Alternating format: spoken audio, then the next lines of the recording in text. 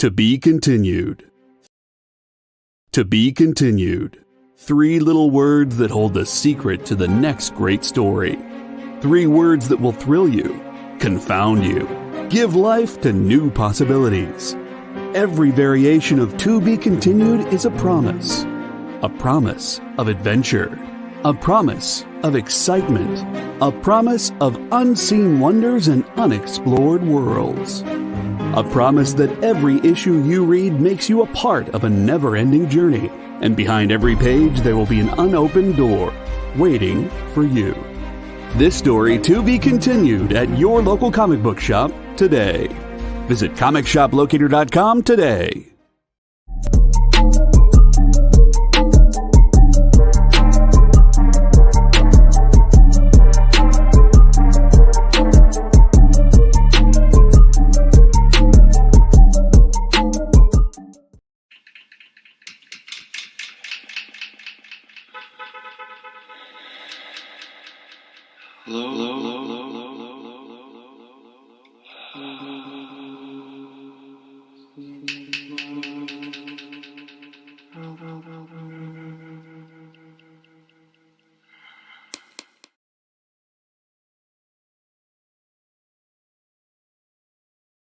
See you, bud. Hey guys, how you doing? We're saying goodbye to Jason. He's gotta go. He's gotta leave.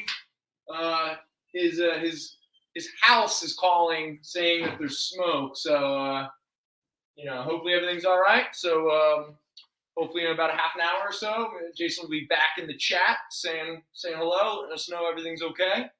Until then, you have Brendan and Al hanging out with you. We're Fat Jack's Comicrypt.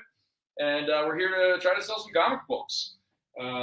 Maybe the conversation will dry up real fast because Al's not that into talking to me, But we'll see. We'll make do, right, Al? We'll make do. We'll persevere. We will. We will keep calm. Yeah.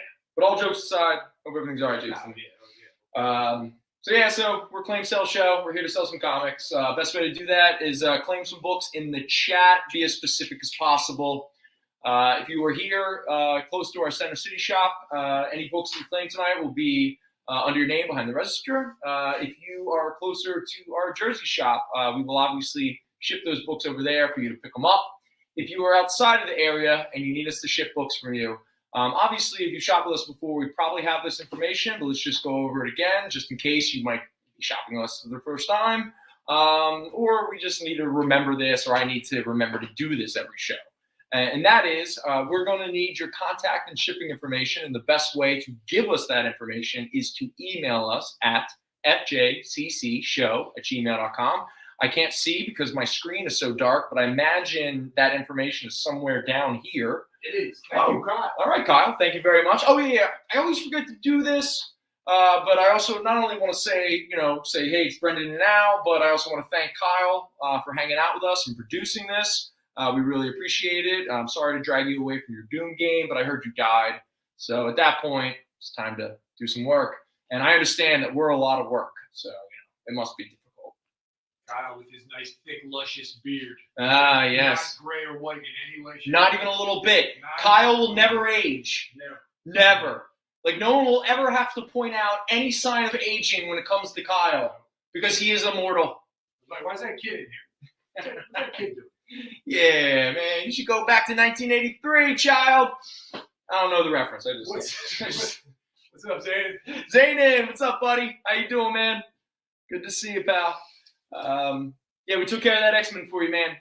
You probably already know that, but I just want to confirm, X-Men taken care of. That was a nice one, too. We're trying to be professional here, so I just want to also reiterate, even though we said it on the local show, any books that get claimed tonight, we would like them to be purchased, hopefully within the next 10 days. Al will obviously send out invoices either Monday or Tuesday, early in the week. And from that point forward, again, not trying to throw any shade or anything like that, but if something changes after 10 days, we have to put the books back into rotation.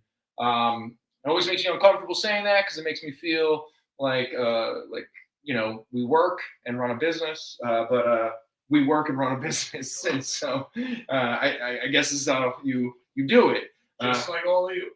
Because I'll tell you one thing, in my 20s, when I was an actual, many people will probably be surprised to hear this, but I used to actually be a pretty good artist, and people used to pay me to do art. And I did a lot of commercial art and freelance art and all that kind of stuff. But there was a lot of reasons why I stopped, or not art, but stopped that commercial art and stuff like that. But one of the main reasons, the one that I was not built for, and that was chasing after people to get paid. Oh, that always made me feel so just uncomfortable, even though I deserved the money. I worked hard for it, but I don't know. I hate that. Anyway, that's besides the point. That's my own baloney. Because that's the other thing. Al and I, we were going to attempt. We almost made it through the entire local show before Al dropped a poop bomb. But we are going to attempt to be family friendly. We can't be family friendly. We get into some mature concepts. Yeah. Well, yeah. Just language wise. Yeah. Thematically, maybe not. Okay. Cool. Thematically, there we go. Language wise, we can tone it down a little bit. Right. Or I can tone it down a little bit. Man, we were almost out the door. I can't. I don't say it again. Okay, I'm sorry, everybody. I'm trying. All right, for anyone who followed us over from the local show, these top 2 rows up there are the stuff that made it from the local show. So if there's anyone who has joined us for the first time tonight and you're curious about what any of that stuff is, please let Al know in the chat and we will prioritize that. Other than that, we'll probably just kind of get to the stuff that we didn't get to. And some of this is sort of, we have some Novus here. We'll talk about that in a moment. Most of this stuff is sort of just fun, weird little random issues. But the thing why they're up here is they're all signed. We also have a bunch of Wizard 1/2 issues. We got some plop. At some point, we're going to run out of stuff. So I got a bunch of variants. Maybe we'll do a little variant sale or something like that. I don't know. We'll kind of figure this out. I feel we did well on the local show and through Instagram and stuff. So, we don't have to kill ourselves to. It's only working. So anyway, it's Sunday night. Let's enjoy the night. And the Sixers have just started. I think St. Peter's just got destroyed by North Carolina. Is that right? Oh, dude. Yeah. When you were in the back room or something, and Jason checked it. I think it was UNC 40 and St. Peter's like 13. Yeah, it was rough. So hey, still they made history. Good for them. Jersey City coming through. That's the tournament. That's the tournament. That's the fun. It's been fun. It's been a good one. Been a good tournament. Yeah. Legitimate good basketball. Yeah. And hey, Villanova. Is it a Philly school? Oh, who cares? But Villanova's still in it. That's all that matters. Who? Yeah, exactly. There you go. You're a Temple boy, right? There you go. Yeah. There you go. Nobody from Temple can root. Now, actually, Villanova did a lot to screw over Temple. I mean, Villanova. My cousin went to Villanova. All right, yeah. So there you go. Go Jay Wright, He's due for a win. He's due for a win. Actually, he's won 2 national championships. I think if he wins one more, he might be in the echelon of greatest college coaches of all time. I mean, he's got to be top winningest. He's there already, but yeah, to take that next. Though I hate to say that Bobby Knight's up there, that abusive lunatic. All right, like we've always said before, Al and I we can get a little talky and all that kind of stuff. So if at any point there's anything up here you're curious about, please, you want to claim it, you want to ask questions, we will prioritize everything in the chat, and we will make you our priority, because why else are we here? And on that note, okay, Mr. Benjamin is interested in any Star Wars and any other Shang-Chi you have. Okay, yeah, we'll talk about those real quick. Oh, real quick, I forgot one thing. If you didn't see the local show, we're doing a giveaway again. This is the Chicken Devil #1 Aftershock Ambassador exclusive variant.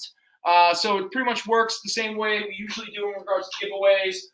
You claim anything tonight, your name goes into a bag. We pick it out at the end of the show, and whoever's name gets picked out, it's yours. All right. With that said, so Mr. Benjamin, I apologize to say that we only have 2 Star Wars books up here right now, and both of them are Wizard 1/2s.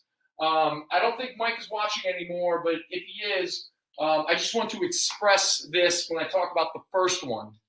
So we got 2 copies in of Star Wars Episode 1, The Phantom Menace, Wizard 1/2. That comes with the certificate of authenticity. In fact, all of these Wizard 1/2s all have their certificate. All right, so this issue, I was looking it up. I was trying to find it. I couldn't really find anything. We had initially priced it at $8. This one is a mid-grade, priced at $8. Most of that is because it is worn, like there's a lot of stress on the spine. In fact, you know what? This one's busted. It's busted pretty bad. What do you think? $5?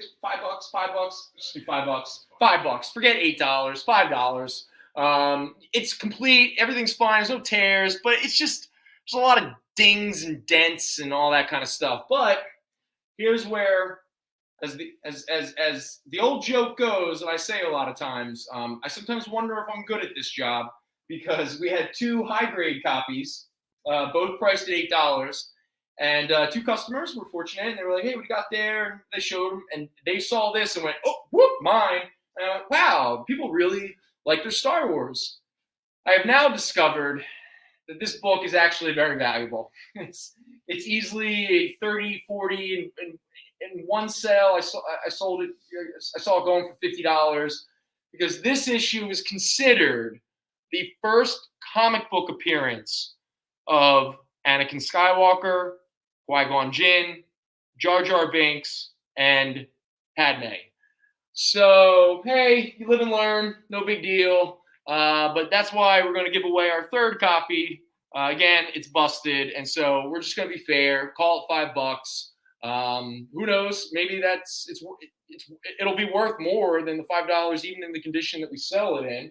But we're just trying to be fair. And it was definitely a sore subject for me once I realized the opportunity that I missed. But again, I'm not trying to, take anybody, but just in case anyone wants to know and you're curious why this Wizard 1/2 goes for a lot of money lately, it's because it is the first appearance, technically the first comic appearance of a bunch of significant Star Wars characters. So again, we're selling it for $5 tonight, just to be fair. 2 good customers got yes, a choice book for a good price, and there you go. Yeah. That's what happened. Don't beat yourself up. No, I appreciate that, Al. Thank you very much. And look at that one. This one's going to. All right, so let's just make sure we mark it at 5. So, I mean, it's for Lord Howard, so it'll get marked. Oh, Lord Howard. Okay. I feel like marking it correctly. Okay. In fact, I'm pretty sure we just sold a Officer Lou for $10, so we owe him $5. So I think that Star Wars Episode 1 covers. Yes. So Lord Howard Hurts, you're going to get a Star Wars Episode 1 Wizard 1/2 for nothing because we sold one of your toys. Someone's being feisty. All right. Well, then your credit is officially obliterated. All right, and so the only other Star Wars that we have up here is a Wizard 1/2 of Star Wars X-Wing Rogue Squadron. This is a high-grade copy at $8. It's a beautiful copy. Plus, it comes with certificate of authenticity. So there you go. So Wizard 1/2 Rogue Squadron, high-grade, $8. All right. In regards to the Shang-Chi, for anyone who didn't see the local show, I'm not going to belabor it or get on it too much. But over the weekend, I had the opportunity to sit down with the issue 1 through 10 of the recent Shang-Chi series, and I got to tell you, big fan. I just really enjoyed it, and that artist that did the first 8 issues, oh man, I loved it. So you checked it out, right? Right. Right? I kind of just let those go. I didn't really consider when they came out, honestly. Yeah, the only reason, I didn't really flip them. No, I know, and I had them aside because there's a lot of a lot of first appearance. I was just curious and stuff like that. I was like, and having actually sit down and read them, I really enjoyed it. And that artist, Deke Rion or something. But you see what I'm talking about? Where it's a little bit of an Oliver Coipel with a little bit of Kachiro Otomo. Did he do the Heroes Return any other series for it? because it looked kind of familiar. It's got a very fluid, like it's just good action. Like I'm not well done. It's well composed. And it's just, right. Like I'm not saying he's Asian, but it definitely is inspired. Yeah. It's got a little bit of that kind of I hate to say manga, like fluid. It's very like the action's real cool, and I don't know. I just dug it. Really dug it. The Shang-Chi. And Mr. Barucci, did you hit the thumbs up yet? Everybody, please thumbs up and like. It'll help Kyle out. So we have 2 issues of the recent Shang-Chi series, and for me, the breakout character, because the one thing that I was not expecting from the new Shang-Chi series was it to be funny, and specifically, the character who made me crack up was the half-sister of Shang-Chi, the Deadly Dagger, Esme. Now, this is issue number 1 of that Shang-Chi series. But this is a 1 in 25 variant, which is why this is a high-grade copy at $15. But again, that is like my new favorite character. Deadly Dagger is hilarious. Her interactions with Spider-Man alone was worth the entire read. It was, just cracked me up. Is that No. These are all like new characters. So the basic concept of the Shang-Chi series is his father is dead, and Shang-Chi inherits the 5 deadly weapons. The 5 is that what they're called? The 5 deadly weapons? But it's like the criminal organization. And there's 5 houses in each of it. Deadly Hand, which is Shang-Chi, Deadly Dagger, Deadly Saber, Deadly Staff, and Deadly Hammer. And they're all children of Shang-Chi's father. He really got around. He was like the Wilt Chamberlain of criminal crime organizations and stuff like that. He's like Nick Cannon. Yeah, there you go. Next up is issue 2 from that Shang-Chi series. Now this one is there's a first appearance of a new villain in this book, Lady Iron Fan, I believe is her name. She's got a bunch of these iron fans that she throws around, and she's able to like telepathically or telekinetically kind of move them around and stuff. She was fun. She was cool. But more importantly, this is a gorgeous, highly sought after Peach Momoko variant. Again, that is a beautiful piece of art. I'm a big fan of her art and her art style, especially when she takes kind of characters and combines it with a lot of this interesting design work. Definitely, she's got a fan in me. I'll tell you that much. But anyway, so this is Shang-Chi number 2, the Peach Momoko variant, high grade copy, $8. Mr. English, what it is? Hey, Mr. English, how you been? I haven't seen you for a while. Yeah, man, good to hear from you, buddy. All right, so those were the only Star Wars we had tonight, and the 2 Shang-Chis that we have.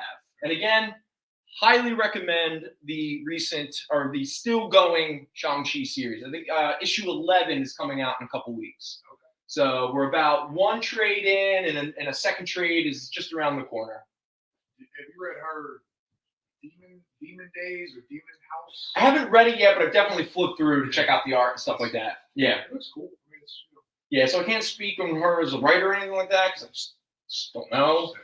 But I love just her style, that kind of watercolor. It's a nice aesthetic. Oh yeah, very much so. Yeah, it's in a weird way. There was a split second period in my life in like late high school, early college that I was doing something akin to that. Not as good, not even, but like it was definitely like I really like that kind of like you have a character, usually like a profile or like a bust or so, but then you have a lot of like really intricate, sometimes surreal kind of design elements. So she's kind of aping your style. Yes, pretty much. Yes, so yeah. You taught her everything she knows. Mm-hmm. Well, if you believe in the collective unconscious, I'm pretty sure back in 1997, a Peach Momoko who might not have even been born yet. I think she's pretty young. She's 19.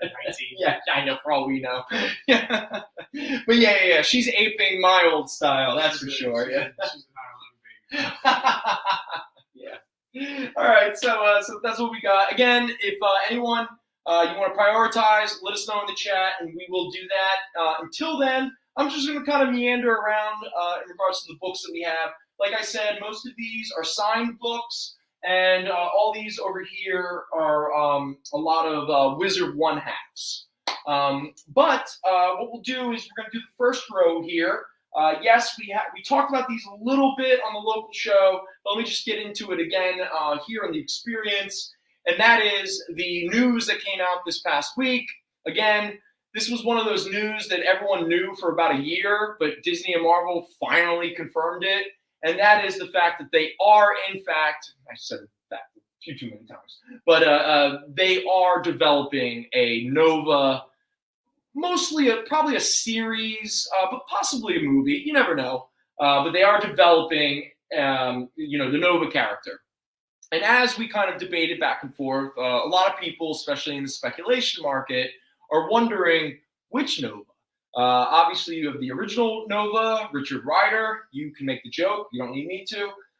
And the most recent Nova, Sam Alexander. Now, my sort of educated, but my theory is most likely it would be something where the Nova Corps, as we already know from the Guardians movies, is established. So most likely it would be kind of clever if you introduce Richard Rider. He's sort of the vet of, the Nova Corps. But then you have this new recruit or this kid that just got Sam Alexander. And so you can use Sam as the audience's in to kind of learn about the Nova Corps, learn about Richard Rider's history, maybe his time, hasn't been to Earth in forever or something like that, learn more about what's going on in the cosmos.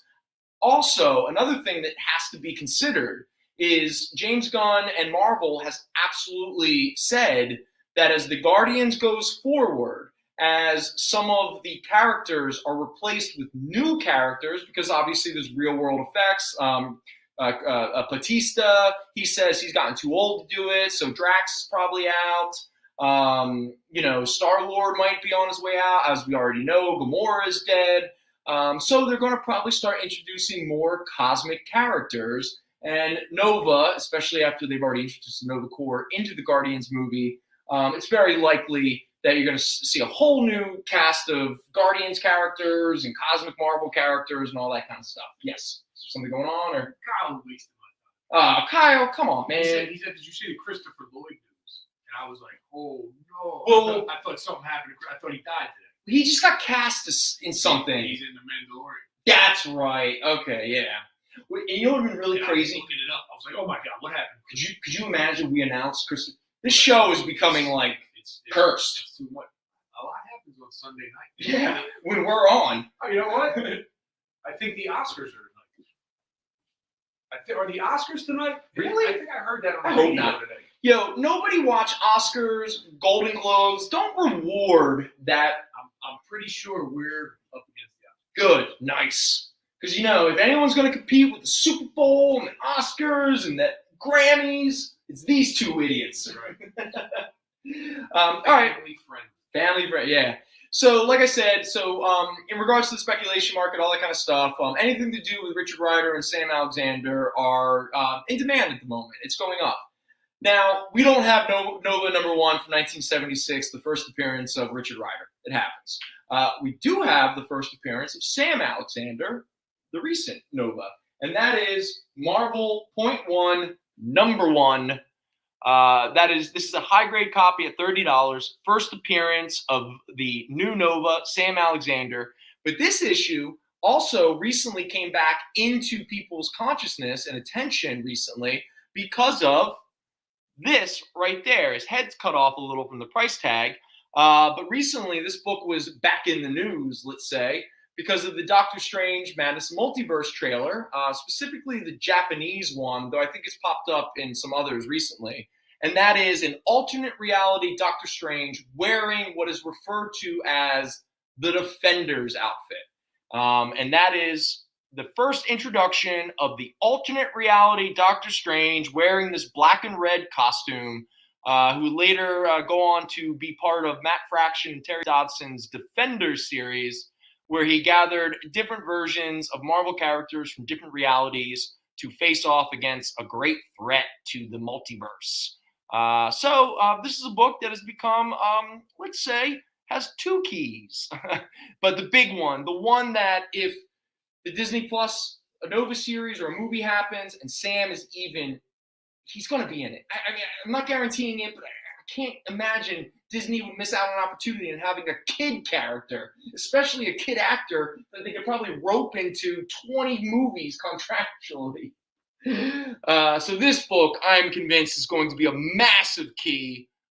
Just look at what happened with the Kamala Khan's first appearance in one of these sort of Marvel one-shots. But there we go. And speaking of Sam, so back in 2013, Sam Alexander got his first solo series. And in that first issue, they introduced his family, his mother and father, and his sister. And this is a copy of Nova #1 from 2013. Now, the normal cover of this issue is closer to like a $10 book, but the reason why this is $50 is because, in fact, it retailed for $50 when it was originally released, because it is a 1 in 100 Joe Quesada variant. So a 1 in 100 variant usually right out of the gate is a $50 book. So, that is why this is priced at $50. But again, it's quite rare. And who knows, maybe one day this will become a key issue in connection to Sam Alexander and his family. And then, like I said, we don't have a Nova #1 from 1976. We were fortunate. I think we had like 2 or 3 copies during the course of the past year or so. Yeah, but I'm pretty sure we sold them for $40 and $50, but now the book is like a $200 book. Because again, we don't have the luxury to sit on stuff for an entire year waiting for it to appreciate. Yes? Can I get the Nova for 30? Oh, yeah, the first appearance. All right, there you go. And can I get the Nova for 50? Yeah, that's a good one, man. Nice, beautiful Joe Quesada. There you go. Thank you, Mr. English. Thank you, Mr. Hart. Thank you, guys. But 2 issues from the original 1976 Nova series that we do have are 2 that have been going up in value because, again, if a Nova series happens, which we know it's going to, now everyone is sort of turning to try to figure out what villains are going to play a role in the Nova series. I wish we had the first appearance of the Sphinx because I'm convinced that he's going to be introduced at some point. But we do have the first appearance of 3 of Nova's original villains. The first up is Nova #2 from 1976. First, let's acknowledge something. It is technically the second appearance of Richard Rider, aka Nova. So even though we don't have the first appearance, we do have the second appearance. And if you pay attention to this market, once the first appearances start, kind of pricing people out, people begin to turn to second appearances. But not only is it the second appearance of Nova, but it is the first appearance of 2 villains that actually played a big role throughout this series. Is a gentleman by the name of Powerhouse and Condor.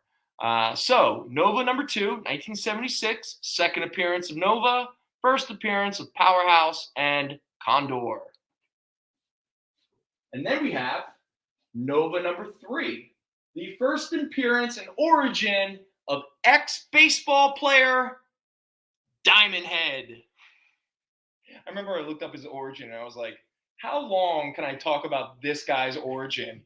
Like, will it take 20 minutes to try to explain it all without losing people's attention? Diamond Head. Oh, it's also his first cover appearance, if that's important to you. But this is, I graded this at a fine plus.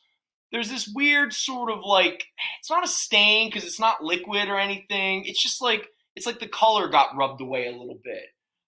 So because of that, even though it's a really nice, it's in great condition and everything, that little flaw right there, I felt deserved to knock it down to a fine plus. Because usually in a high grade, this is closer to like a $20, $25 book. But tonight, this is a fine plus at $10. the first appearance and origin of this guy right here, Diamond Head. Mr. English, did you want both of these Novas, or were you looking for the variant? If you want both of these, you got them. That's no problem. If not, let me know. Yeah, just confirm and let us know. And you don't have any Miles Morales today, do you? No. Nah. Wait, I don't think I have anything. You know what that is? What? You know what this What is it? deterioration is? Yeah. Somebody tried to clean off something. You think so? Like a sticker or like a piece of gum. Like if something sticky was on there, they tried to like because I've done it. Oh, and that, yeah, And it'll like take some of the color off sometimes. So most likely it was like, because it's not a stain. It's not like it's like a liquid or like it's like the color got rubbed away a little. I could be wrong, but I've definitely seen that happen where like you try to do it real fine, and I always end up taking color off. So Has anyone else done that before? Have you ever tried to kind of fix or clean a book and have actually damaged it more? No, I've like ruined books. Yeah. I can't remember. I don't know if I've ever done that, or the moment I damage it, I just get mad at myself and call myself a stupid idiot a lot, and ruin all my self-esteem. I used to try to like if the sticker gets on it, gets a residue. I'm trying to take a razor. So I've like shaved books. I've tried wind. I've ruined books. Seriously. I believe it, Al. I believe it. All right, you got it, Mr. English. All right, Mr. English. And there's no fire at Mr. Kieran's house. Oh, Jason. Good. Now I'm annoyed that you're gone, but no, I'm kidding, buddy. I'm kidding. No, I'm happy to hear that, man. Good stuff. Does it look like it was just a false alarm? I don't know. There might be a fire in my house, actually. Could you imagine if we were like, no, don't go? But all right. So now, again, for anyone who missed the local show, I just want to let you know we do have some books up here on this second top row. We got some Venom Lethal Protectors. We got a few Marvel Superhero Secret Wars. Most of the big keys are all gone. The only two that are left are issue 6 and 7 that pertain to the second Spider-Woman, Julia Carpenter. And then we have a signed X-Men by Chris Claremont. We got an Avengers, Batman, first cover appearance of America Chavez, Silver Sable number 9. If you don't know why that's up there, let me know. And the first appearance and cover of Archangel. So, yes. No, I'm sorry. Mr. Lyman asked about the Jonah Hex. Oh, yes. All right. I just saw it. Part of the reason why I wanted to... All right. Jonah Hex he's just a great character. Were you a fan of Jonah Hex growing up, even? Very much. I didn't know Jonah Hex until the Vertigo series. Okay, because that's when I was introduced. Because I was going to say the same thing. I was not familiar with Jonah Hex. I think I would see like there was one point in the 80s where they tried to update him, but in the future, and it was just called Hex. It's just called Hex, right? And it worked for a degree, but it didn't mean anything to me. But I was such a Vertigo kid in the 90s that they put out 3 Jonah Hex miniseries by Joe Lansdale and Timothy Truman. Okay, Two Gun Mojo, which is this first issue. What were the other ones? Riders of the Worm. And then there was a third one that was only like 2 or 3 issues. It was this 6 Gun Deadly something. Well, this is Two Gun Mojo. That might be. Either way, let's not draw to. But so the way that this is it's a little out of continuity, but the kind of conceit that Lansdale and Truman introduced into the Vertigo Jonah Hex miniseries was to introduce horror and specifically like supernatural stuff. And I got to be honest, again, I'm gonna whine about this. It is terrible that these Jonah Hex Vertigo miniseries are out of print because they are awesome. They're weird. They did do a complete where they collected, I think, all 3 series. Okay. Of course, it's out of print. It was a couple years ago. What do you think? Sandman and all that. What do you think that it couldn't have been? We've been here a long time, so sometimes time has gotten weird with us. Do you think it was more like 2010-ish? 2011, 2012, kind of. So it's probably been a decade. It's when Trell was in his 30s. Oh yes. So it might be like 20 years ago. 20 years. Yeah, it's when Trell only had 1 child. Yes, that time. Anyway, and one of the great I don't know if this was, Gary, let me know. In the old Jonah Hex comics. What's up, Trump? Hey, Trump. One of the great running gags of Lansdale's scripting of these Vertigo Jonah Hexes was the joke whenever anyone would ask Jonah Hex how he got the scar. He would always change. It was never the same thing. Yeah, he would always just come up with some new thing. Like one time, it happened when I was brushing. The other time, it happened. Excuse me. It happened when I did a sex act on your mom. You know, things that, because again, this is a mature book. You know, very mature. It was actually. Yeah, it was very violent. It was super violent. Really violent. Very okay. The book wasn't racist, but it had characters who were racist. Okay, so you know what that means? That makes us racist. Yes, yes, of course, yeah, classic. Anyway, so there was a period in the mid-90s where Vertigo would put out these platinum edition variants of the first issue. There was a platinum edition Death #1, platinum edition Books of Magic, the Extremist. There was a few. And Jonah Hex, Two Gun Mojo, which was the first of the Vertigo miniseries, also got itself a platinum edition. Now, they normally were valued around $15, $20. This copy I graded at a very fine and only $10. And that very fine is primarily because, let me just make sure. Oh, yeah. There's a little bit of dings down here on the spine. So, you know, just being fair, I just wanted to acknowledge that flaw, which is why it's only $10 instead of its normal $15, $20. But there you go. Jonah Hex, Two Gun Mojo, #1, Platinum Edition. Very fine.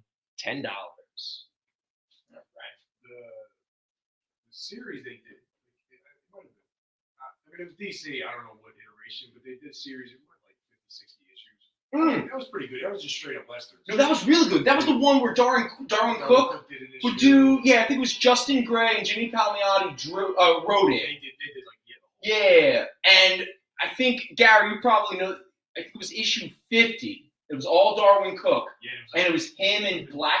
Tallulah Black. Tallulah Black. Yeah. Like that. And doesn't she die at the end?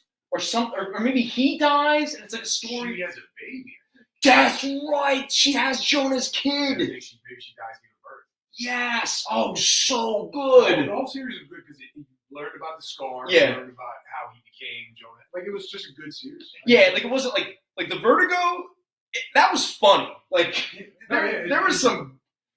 And let's say if you've never read a Joe Lansdale like crime book or horror book, I think sometimes they're referred to as exploitation.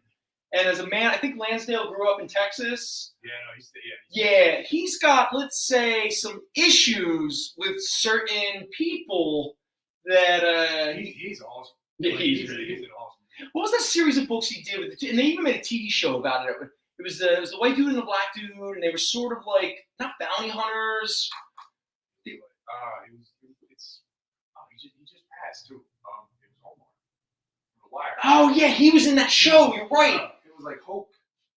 Something. Let's not. If anyone knows, it was a series of books that Lansdale did. Where there's these two buddies who got involved. I don't think they were straight up criminals, but they got involved like helping people out. They were sort of Jack Reachery or what have you. There's a series on Netflix where there was with Michael K. Williams. Right. I just can't think of it. And the series is their two names. Because I think the book series would just be a title and be like the new so. Yes, you got it. Right on. Hey Kyle, do we need to break now? I know you wanted to push it. Is now a good time? And then we'll hit the Catwoman for D&D when we get back. Yeah. Let's do the Catwoman, then take a break. Okay, I do have a Catwoman. Okay. Let me just look for it really fast. Excuse me, and just where the heck? Oh, there it is. All right. Here we have Catwoman #11, signed by Joe Duffy and Andy Parks. Is that this guy's name? Sorry, guys. I got a list here. Oh, yeah. Joe Duffy and Andy Parks. Joe Duffy was the writer. Andy Parks was the inker. Jim Ballant did not sign this. But there's Joe Duffy, September 1994. And there's Andy Parks right there. This is a high-grade copy at $5. Catwoman number 11. Yeah. So all right. So we'll take a quick break. Mr. or Mrs. D&D, let us know if you want to claim. Cool.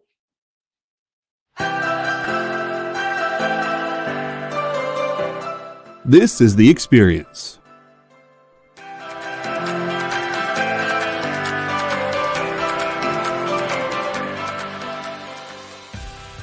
Good afternoon, everybody. Hey there, hi there, hello there.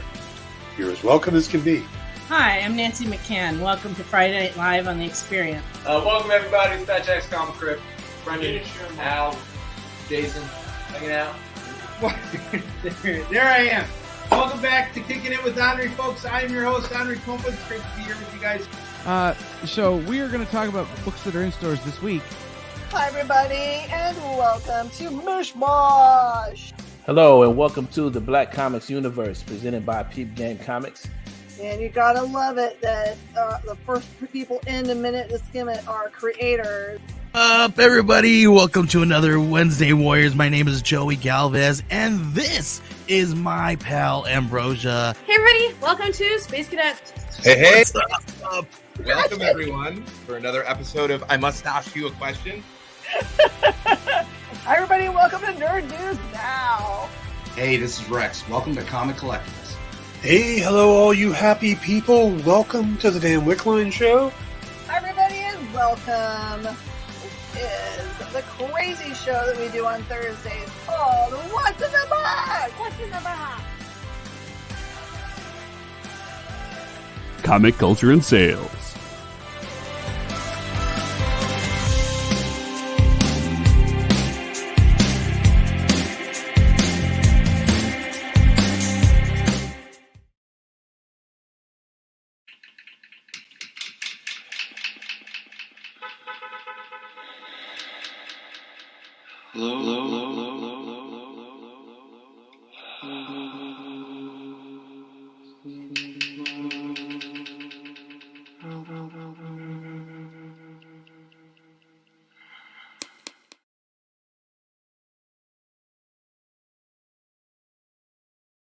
Who? UNC. Wait, what's the score? 53-30. Oh, okay. So they don't have a chance. Hey, everybody, how you doing? They got about 20 points. It seems they're holding that. Okay. All right. Okay. We're just checking on the tournament. Yeah. Real quick to the D&D party. Your Catwoman was pulled. You can just email us in the FJCC show email. You'll see it at the bottom of the screen, and we'll proceed from there. Thank you. Cool. Thank you very much. Appreciate it as always. Okay, so let us again. Unless there's anything up here that you're interested in, we will prioritize that. Let us know in the chat, and I will shift to whatever it is. Until then, I'm just going to kind of run through a bunch of our signed comic books that we have here. Okay. Now, the one out of this entire grouping that has a little bit of speculation key value is Thor 459. Okay. So Thor 459 is the first appearance of the character Thunderstrike. So at this point in the Thor storyline, Eric Masterson had taken over the Thor role. But with this issue, Odin's son took Mjolnir back and became, Thor, his rightful place. And Eric Masterson became Thunderstrike, who, was a fun cat. Instead of a hammer, he had a mace. The reason why Thunderstrike interests a lot of the speculation market nowadays is because Chris Hemsworth has been seen in a lot of set photos for Thor, Love and Thunder, wearing what looks suspiciously like the Thunderstrike uniform. But anyway, this is a high-grade copy at $10, but more importantly, right here on Mjolnir, Ron Frenz, the artist of this issue, gives us all best wishes, Ron Frenz. There you go. So, Mighty Thor 459, first appearance of Thunderstrike, signed by Ron Frenz, the artist, high grade, $10. So, back in 1993, Philadelphia hosted a very interesting comic book convention. I was there. I think I was about like 13. When we were talking about it earlier, did you go to that one? No, you just no. Okay. Did Jason say he was there? I did. Wayne had gone. Wait, that was right. It was Wayne who was talking about it. That's right. That's right. So it was Comic Fest 1993 here in Philadelphia. And if you talk to a lot of like old heads here in Philly, they will say probably the best convention that actually happened in our city limits and over the past few decades was Comic Fest 93. It was an interesting moment in terms of the industry. It was, I believe it was the summer of 93. It was definitely before the industry completely imploded from like 94 to 96. So the industry was still riding high off of X-Men #1 and the success of Image and Valiant and all this kind of stuff. I mean, Superman just got killed and Batman was about a few months away from having his back broken. So it was at the old Philadelphia Convention Center, and it not only had Marvel and DC there in full force, but you had the coming out party for all of the original Image creators. You also had Valiant at the height of their powers before they bought into their own what? There's some very cool YouTube videos from that, like public access channels and just like weird. Oh, that's so awesome! So yeah, if anybody's interested, yeah, YouTube. It was like I remember. I'm pretty sure that was the convention where Todd McFarlane and Peter David had a little tete-a-tete where Peter David called Todd a bad word. What? Yeah. An a-hole or something along. I don't know.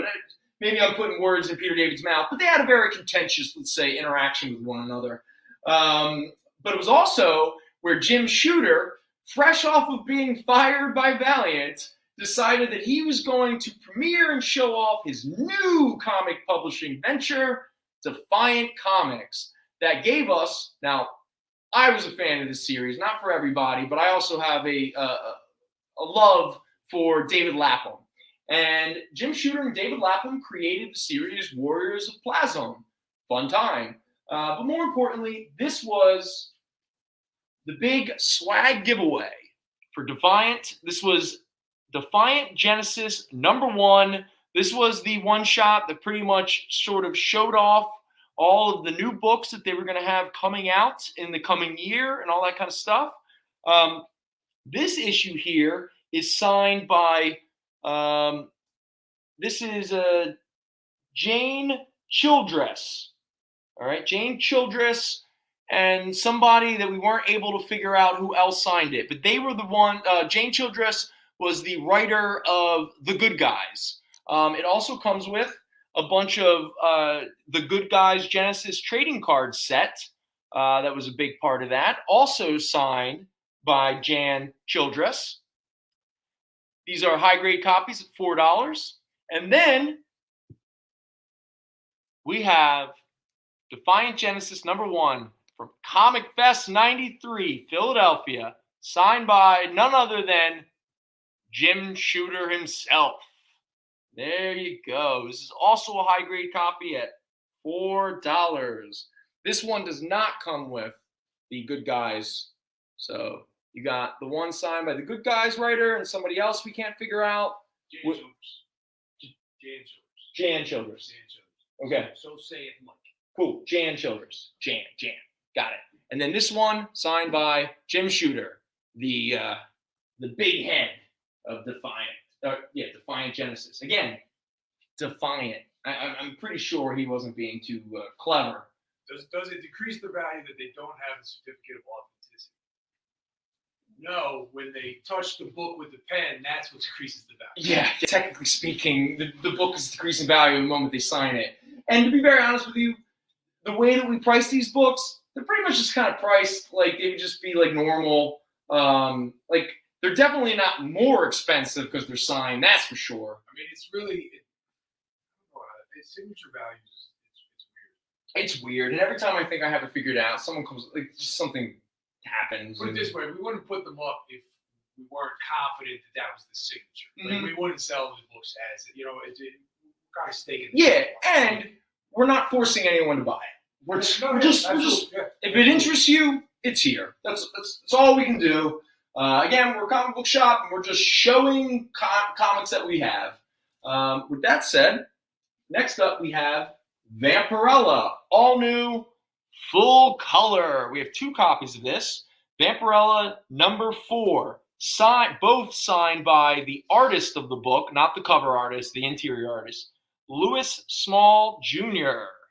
And both of these are high grade at $4. And again, when I say high grade, it's with the exception or with the acknowledgement that we're not completely just like, we're not ruining it because it's signed. It is what it is. It's a $4 book. I mean, it's not the end of the world. Is there a question? Yes, please. Absolutely. Mr. Benjamin is interested. All right, Mr. Benjamin. Okay, so this is Uncanny X-Men number 127. Is it funny enough that I should know? Mike offered it. He said the signature decreased from $1,000 book to $4. Oh, that's a great point. Thank you, Mike. I appreciate it. That's a good one. Well, actually, because this is going to become this is actually good timing. Okay, because not only is this Uncanny X-Men 127 part of one of the greatest comic book runs of all time by Chris Claremont and John Byrne, the ending of the X-Men versus Proteus storyline and everything like that. This is a very fine plus copy at $50, but more importantly, this issue is signed by Chris Claremont. Now, do we have a certificate of authenticity? No, sorry, we do not. But, and then this is fair, and you've heard us say this before on the show, if you've seen us, say it before. Back in the day, to try to avoid ruining front covers, artists and writers, whenever they signed a book, it would usually be the inside first page, and they would usually sign at the top or at the bottom. And right there, bottom right-hand corner, is none other than Chris Claremont's signature. Now, no, we have not increased the value of this book because it is signed by him. $50 is just a normal price for this issue. But we are also not decreasing it. And we are not considering it a flaw at the moment. So again, this is really more important to, if you would like to have a little piece of history. And again, that is, from all research and everything like that, that is exactly how Chris Claremont signs his stuff. So unless it's the greatest forger of all time, who's a beautiful artist then, because that is perfect forgery if that's the case. But we have no indication that it is. I know, right? How crazy would that be? I don't know. Maybe somebody's got too much time on their hands. Anyway, that is Uncanny X-Men 127, a very fine plus copy at $50, also signed by the writer, Chris Claremont. Okay. Right. Again, I'm also throwing that out there, just like thank you, Mr. Benjamin, for doing that. If anyone sees anything up here that I'm not talking about and you're interested in, just let us know in the chat, and Al will point me in the right direction. Yes. So you to Vampire 83, do you want the Vampirella, or do you need us to go over it again? Just real quick, it's a signed color Vampirella. Yeah, real quick, it's Vampirella number 4 from Harris Comics. I think this would have been early 90s. It is signed by the interior artist, Louis Small Jr. It's a high-grade copy at $4. And we do have 2 copies, and they're both signed by Louis Small Jr. in the same exact spot, in the same exact way. And you're more than welcome to buy both copies. Yeah. Okay, next up is, speaking of the 90s, because most of these books I'm pretty sure were signed in 1993 or 1994. That's what we do now. Hey, we had a run there, man. I sold anything that went from the 80s. Yeah. Absolutely right. It's just what it is. I'm not going to get to the writer. If you're curious. Miss Rose. Oh, Miss Rose is there. Oh, of course you can take it. All right. Oh, is she going for the umbrella? Yeah. All right. Absolutely. There you are. Everybody has a different YouTube name. So, like, I don't know anybody's handles. I know, Okay. All right. Okay, so for anybody who we don't acknowledge you with more familiarity, please. I'm not going to put it out there unless you want us to. Yeah. So I figure you have different names for reasons. Yes, I would imagine, yes. That's a very good point. What are you guys getting up to? So again, let's not get into the writer. It is what it is. But the artist was one of my favorites in the 80s and 90s. I'm talking about, and he read, God, how long ago did he pass away? I don't think it was that. Norm Brayfogle. A few years ago, a couple years ago. It was before COVID. It was before COVID, right? So he died from COVID. Like 2 or 3 years. Okay, all right. I don't know. Anybody? I don't know, but I love Norm Brayfogle. He had a great run on Batman and everything like that. But he did a series that I actually genuinely really enjoyed. This was from Ultraverse, another 90s company that was trying to compete with the big two. 2018. Yeah. Okay, so I knew it was pretty recent. This was a fun little kind of sort of take on the Captain Marvel Shazam concept, where this young boy was able to kind of create through this like weird kind of fluid. He would almost like grow this like Superman body, and the body was always indicative on the way that the kid kind of saw himself. So in a way, it was almost like he was internalizing his like wish fulfillment into an external way, which would explain why later in the series, when he had a lot of, let's say, troubles, and he was feeling a little mean and angry and getting a little teenage angsty, the form of Prime turned from the more Superman-esque, and he became more of like a big biker with like cool scars and stuff. And even after Norm Brayfogle left the book, George Perez illustrated the book for a little bit. This was Ultraverse's big premiere title, Prime #1 from Malibu Comics, that would later be purchased by Marvel. And they would dump the Infinity Gems into that universe, and the Phoenix would show up. And man, Marvel was trying a lot to stay out of bankruptcy.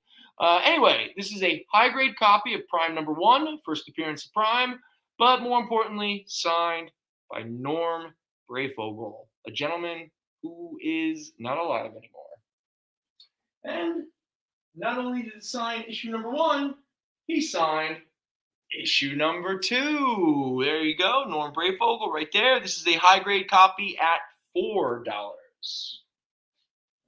All right, fun. Did you ever read any of those Ultraverse books? No, it was just like it just wasn't. I wasn't interested. No, not my interest. I don't blame you. I was in the addictive, the comic addiction period of my life where I swear I bought and read everything. Plus, I was also like, if it wasn't, like, I was a big Marvel kid, so like Marvel, and then Image, I was like, try Image, but yeah, it was sporadic. Anybody besides Marvel. Like, I won't deny it. I know a lot of people probably did this for the same reason. Like, I loved Marvel and DC so much and everything that the moment that these new companies would come out with these like new superhero lines and stuff, I always felt like I was in on the ground floor of like the next Marvel or something. Yeah. Now, admittedly, that never happened. But it was still, you felt like you were in on something. Yes, what are we looking for? Oh, yeah, that's 1 and 2 right there. Yep. Thank you, Mr. Freeze. All right, Mr. Freeze. Thanks, buddy. You a fan of Brayfogle? There was an Ultra Force cartoon? Yes, there was an Ultra Force cartoon. Yeah. Thank you, Zane. Yeah, Zane, thanks, buddy. Yeah, Zane and I were talking about. Zane, we don't think it was good, right? We remember it more for nostalgia value. Yeah, USA Network was getting in on the. A lot of people probably forgot that there was a Savage Dragon cartoon. There was a Wildcats cartoon. I remember Wildcats. Okay. I don't think I ever saw it, but I remember Okay, it being a thing. yeah. The 90s was interesting. I don't think she's interested, but you have a DC Dark Stars up there? I do have a DC Dark Stars, yes. And Mike, if you're watching, I figured out who the second signature was. And from my perspective, it was a big deal. So Dark Stars #5.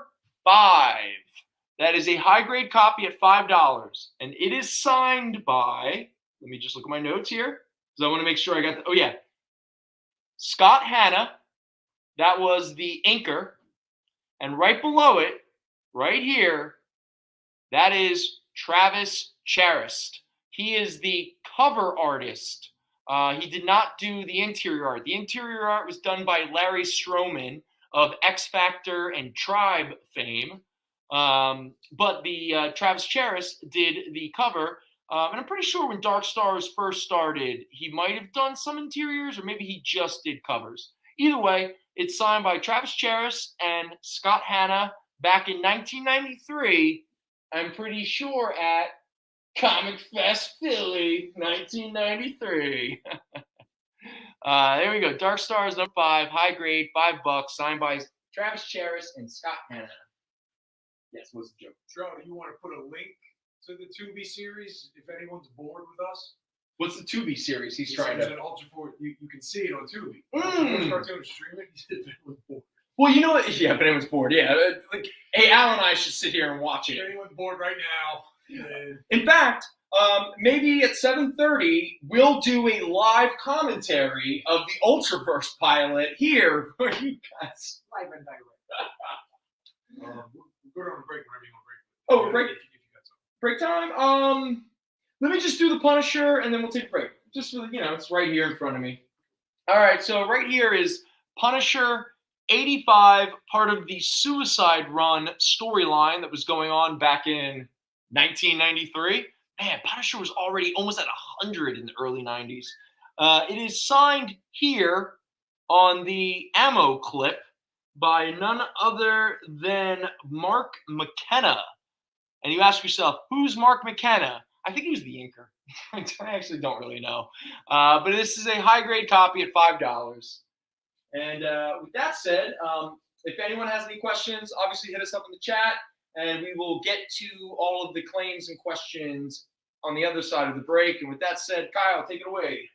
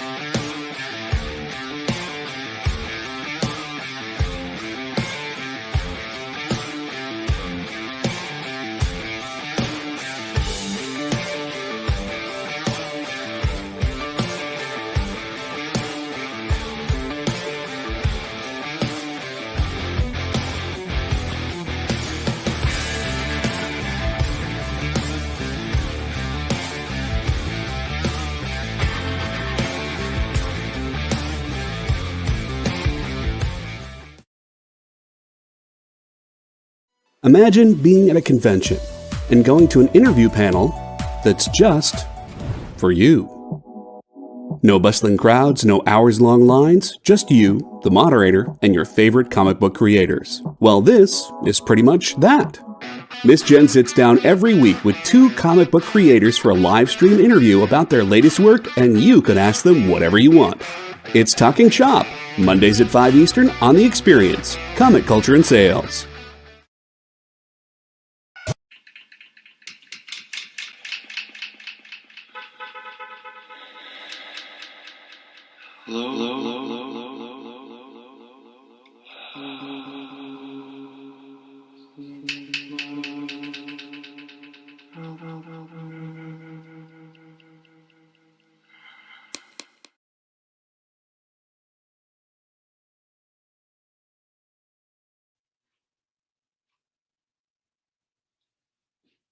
Hey everybody, what's up? We're back. We got about another hour. No.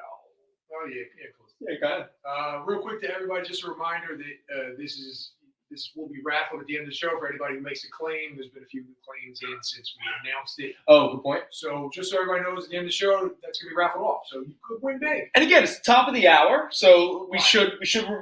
Friendly reminder. It's smart showmanship. There you go. So this is our giveaway tonight. This is Chicken Devil #1. I don't want to say too much about the series, but it is weird and cool. But this is the Ambassador, Aftershock Ambassador exclusive variant. And I always want to thank Corey, our region's Aftershock Ambassador, who's almost been coming here for a year.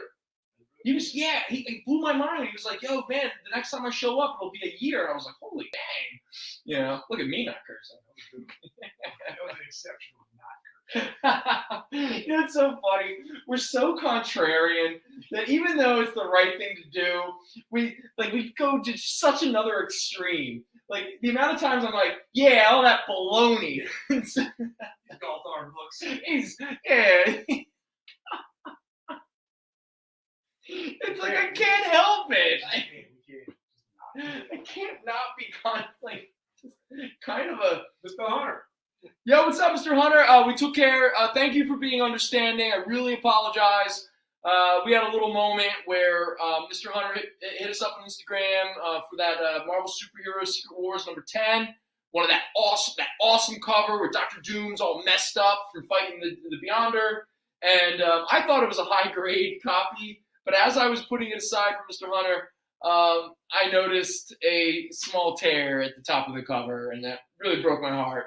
But Mr. Hunter, I got your Instagram message. It's in your box, so everything's cool. And thank you again for being understanding. No. What's wrong? No, Kyle resigned.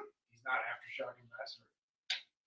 Kyle? Kyle. Oh, Kyle. Oh, okay. Kyle Kyle was. Yeah, yes. I didn't realize he resigned. I thought he was still. So we're never getting those hoodies. Ugh, man. Kyle, couldn't you have just held out just a little longer for us to get swag that we don't deserve? Somebody's got to be here to hang out with you guys on Sunday nights. Oh, wait a minute. Are we being guilted? No, I resigned so I can hang out with you guys more. It's more fun here than it is to drive feel like driving 300 miles. Or wherever in Ohio that they would send it. Well, Kyle, I choose to take it as a compliment. Thank you very much. We appreciate you hanging out with us here. Like, I'd much rather be with you than driving in my car. What was that, Kyle? I'd much rather be with you guys than driving in my car. All right. Thanks, bud. Us too. Yeah, us too. That's for sure. Okay, so for any trolls out there, we have new pop figures. So if you're curious, let us know. Because we heard from your wife that you are definitely allowed to buy more pop figures as long as it's from Fat Jack's Comicrypt. Mr. Hunter, is this the one he asked about? Oh yeah, Mr. Hunter, this is the only. This is the original Funko Pop Sabretooth. They've probably done some more since, but this was, the classic Sabretooth, and that is the box is in beautiful condition. And it is a $14.99. So just put that. Oh, cool. All right. If you don't want it, just let me know. Okay. Did you see it on the? Oh, it's be cool. Maybe caught it on the Instagram or something like that. I sometimes forget that sometimes people go back and look. We do have some exclusive pops. We do. In fact, I think we sold some of those Hellboys are actually really cool. The exclusive ones. You know what? I didn't even buy. I haven't looked at that wing of pops yet. There's so many to go through. We had a good run, man. Mr. Eldridge, you're not watching, but I want to thank you very much for allowing us the opportunity. Thank you to Tom also. I think he did a fair amount of legwork in pricing those. Yes, he did. Yes. I gave Tom an assignment, and he actually did it, which I really appreciated. I'm going to take all these and go get the DC pops. Oh, okay. That makes sense. I imagine there's a certain person who, by the way, Zanin, if you're watching, let me know what the Sixers score is and ignore Trell because whatever he says about them, he's probably lying because he's a stinky Celtics fan. Yo, but Trell, honesty, your boys are playing really effing. Oh, yeah, I said effing. I didn't say, they're playing really well, buddy. Hey, I got to give credit where it's due, even though I hate that team. Hate them. All right, so we're going to move on as Al goes to look for some DC pops. We're going to talk about a few more of the signed books that we have up here. So back in the 90s, bodybuilding artist Dave Hoover began to illustrate Captain America. Now, this was around when Captain America once again lost his powers or something like that. So he had to wear a sort of like an armor kind of thing. But I think, is that it? Did we sell that Hawk Girl? That's it. Wow. Okay. Cool. I'll get the Hellboys. Just take a look at them. Yeah, dude. Gary, especially some of the exclusive Hellboys, they're cool. And and there's so much like extra stuff that the box is actually kind of heavy. But let's talk about these three. Signed by Dave Hoover, the artist of the time. This is the Captain America Fighting Chance storyline. This is issue 425. It all starts here. Witness the most startling event in the life of America's greatest hero. This is a high-grade copy of $5, but like I said, it is signed by the artist Dave Hoover, who is also a pretty successful bodybuilder at the time. And we get Captain America 429, Captain America Fights AmeriCop, and Kono the Sumo. This is a high-grade copy of $5, signed by Dave Hoover. And then the last one is Captain America 430, high-grade, $5. He fights Damon Drain and AmeriCop, signed by Dave Hoover. There we go. Duke, we do not have any She-Hulk this week. Sorry. No She-Hulk. No She-Hulk. All right. We did have kind of a cool one, but Jason Martin. Watch he turns around and ends up being it. Now he won't sell it. He'll love knowing he's got a super rare book, even not complete. Like it was cool. Like, dude. I mean, not to be his Amazing Fantasy is not complete. That's true. It is missing one page. You're right. It's still pretty sweet. But I got to tell you, when I saw that. So earlier, if you didn't see the local show, we had an Incredible Hulk 441. That's the issue with She-Hulk on the cover doing an homage to the Pulp Fiction Uma Thurman movie poster. And what we found out, we had a second copy. But the problem with the second copy is that it wasn't complete. It was missing a few pages. But the thing that threw Mike and me, oh yeah, there it is. So here, let's just. All right, so that's the normal direct market edition. So you'll notice the cover price is $1.95. But then there was this second issue where the cover price was $1.50. And we were a little stumped. And I did a little research. And I found out that this is actually a very rare newsstand edition that sells for almost $200. Now, I called out Mike and I'm like, yo, Mike, even though it's not complete, maybe we can get $100 for it. And Mike's like, stop being a greedy butt and, just give it away. And I went, Mike, why? And he's like, Brendan, I am good at this. You have problems. So follow my lead. And I went, Mike, you are correct. You are the GOAT, greatest of all time, not an actual, Billy Goat. And so Jason benefited from not only getting a really cool, rare, Incredible Hulk comic, but he got an incomplete but very rare newsstand variant. Because you passed me Johnson. Yes, I absolutely will. Now this isn't. This is weird Asian infused John Stewart. No. It's this whole thing. It's like Samurai John Stewart. Oh my God, it is. The Superman and Batman were the same, but I didn't realize that was part of it. Yeah, the Flash as well. It was like this weird. Is this cultural appropriation? I don't know. Joe, do you still want that? I don't know. Yeah, he's wearing samurai armor. I know how you feel about Asian cultures. Yeah. I don't want to put your business out. Oh, so Gary, if you're watching or anybody's watching, okay, so this is a cool specialty series Funko. It is the Anung Un Rama. So this is pretty much what all the villains who wanted Hellboy to like be the king of hell and stuff, this is what he was going to look like. For a better look, he's got the huge horns. He's got his cool, crown and his big sword that his red right hand holds. So that's a really fun one. The one that I was talking about that really blew me away is this Hellboy in suit. Okay, so you're not going to be able to see it very well from the box itself, but this, if you can see that image, all of this is actually in the figure. So he's got this weird demon that he's petting, and then he's got this insane Lovecraftian kind of tentacles all hanging out in the back. It's like wild. And I got to tell you, I mean, like this box is, you felt this, this is heavy. So you really get, bang for the buck or whatever. And what is this? Oh, it's only $10. This thing is only $10. It's wild. just so everybody knows, unless you're picking these up local, the shipping on the pops is not going to be $7. It's going to vary. I'll work that out if anybody claims them. And the Skinner, the prices vary depending on the pop you pick out. Yeah. So if anyone has any questions, we'll let you know. What a cool lobster, Johnson. I can't quote the price on shipping tonight, but it's probably going to be, I'd say like $15 probably. Yeah, it's because of the shape and everything like that. Just because of the shape, and The cool thing about the Hellboy figures is they're not expensive. I mean, I think this is the most expensive one. That's only $14.99. A few of these are only like this Lobster Johnson. That's really cool. That's only $9.99. Charles, had you seen it? So those are the Imperial Pops. Oh, is that what they're called? That's what it's called. Yeah. So is that like a technical thing, or is that just what you call it?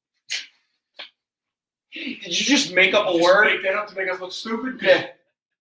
We don't need your help. Because I gotta be honest with you, whenever Trell says anything, my immediate reaction is not to trust him. No, I don't get it. Because I'm pretty sure he only tunes in. And Trell, how long has it been since we've seen you on the show before? He only seems to tune in when he can make us look foolish, which is not that difficult considering we make ourselves look foolish on a weekly basis. The Imperial Pop has been claimed, Mr. Skinner. Sorry. Oh, so he did take it. Yeah. Oh, nice. All right. Cool. What's the second Hellboy show? Oh, it was the Hellboy in the suit. This is all right. So that is and all of that's in this image, that is in this figure. This figure, now again, this figure's got weight to it. So if it's shipping, I don't know what to say. But it's a 2018 Summer Convention limited edition Funko Pop, and it's only $9.99. And I gotta tell you, this is probably the coolest one I've seen in this collection. Oh, thank you, Mr. Lyon. All right, Mr. Lyon. I'll get you. We'll figure shipping cost out for you. you. Yeah, Gary, we'll figure out, work it out. But honestly, Gary, that's a great pickup, man. You're gonna dig that. You're gonna dig it. It's like holding. Yeah, it's like there's so much in it because like some of these figures are just the figure and that's about it. But that comes with a bunch of like stuff in the background and yeah, it's wild. I got a real kick out of that. Oh, and this was the Queen of Blood figure, one of the big villains with her little like weird death eagle or whatever. Yeah, $7.99. This one's even cheaper. Okay. Yeah. The Hellboys, I was surprised. Just Tom, you can't put it at $7. No, I did that. No, come on, Brendan. You can't put these at $7.99. But I looked them up, man. They just didn't have the same like buzz. Yeah, the Hellboys just didn't have the same. Like the Troll Hunters, some of them have value because they're rare. Like they didn't really make that many of them. They made a lot of these Hellboys, I think. If anybody's interested, we have Troll Hunters. Yeah, and if you don't know what Troll Hunters is, then you're probably not interested in the Funko Pops we have. Like there's one over there that I think is like $100, but the box is so busted up. I think I priced it at like $10. Like it was just like, I was like, I don't know. The box is all busted up. Half this stuff is, it's the condition. Yeah, so you gotta be careful. Mr. Kokerman, how are you, sir? Welcome back. Hey, how you been? Good to see you. Right. Oh, and anyone who's still hanging out with us, thank you so much. We're having a good time. I'm gonna rotate these around with some of the other ones we have. We don't have to go over each of them. If you guys see one, just make a note. Yeah, just let us know. We're trying to show some variety here. We got a lot of product. Yeah. We do have a lot of product, that's for sure. Can I see the other Hellboy, John? The one in front? Yes. So there's two other Hellboys. This is the Anung Un Rama. If I'm not pronouncing that right, I apologize. It is the Funko Specialty Series figure. And pretty much this is what all of Rasputin and the demons and all, this is what they wanted Hellboy to become the king of hell. So that's what this figure is. That's only now this one actually has value. That's the $14.99. I think that's probably the most valuable one out of the set. And then you get your normal Hellboy, him with just his gun, little Hellboy, being cool, and that's only $9.99. So there you go. So Gary, let us know if any of those others interest you. All right, cool. Thanks, guys. And Trell, thank you. You made me think of the Funko Pops. So in a weird way, you just made a couple bucks. Trell said he's here every week. He's here every week? He's in the show? And he it. doesn't interact with us? He's probably watching something else. And Are you playing NBA 2K2 or 22 or 23? Hey, Trell, are you still getting beat by 10-year-olds who won't pass you the ball? can I get the regular Hellboy? The regular, yes. No, this is the regular one. Number 1 of the set. Mr. Live. All right, Gary. Cool. And then we'll put the special one. And then Cool Boy Lobster Johnson.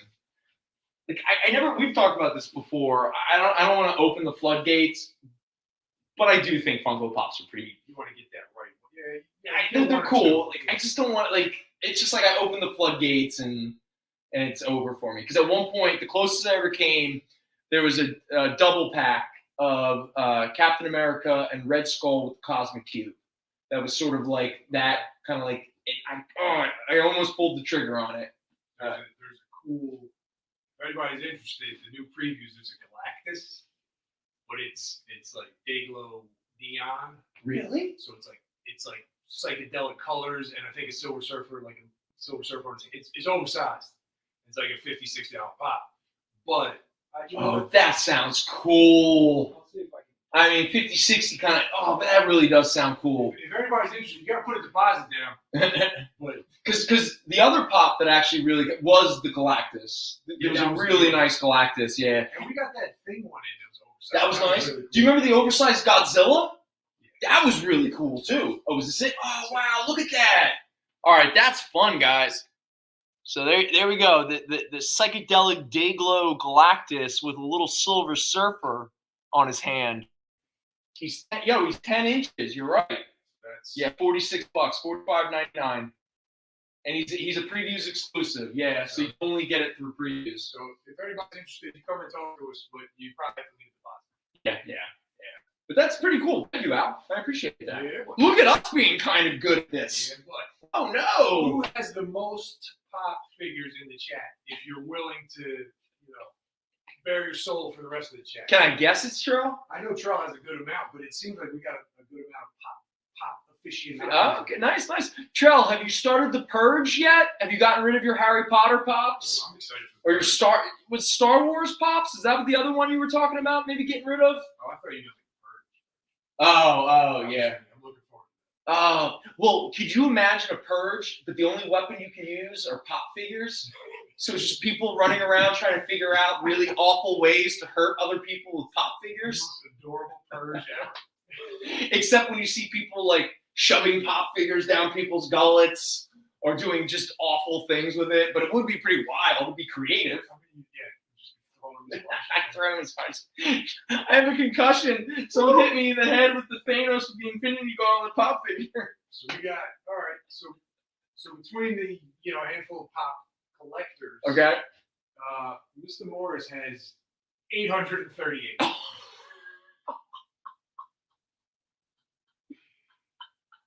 And how many of them are Cowboys and Celtics? 800.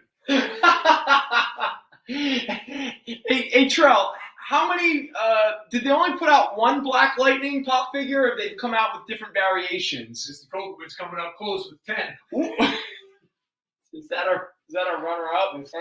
All right, so D&D, okay. Trail D&D was sold about 300.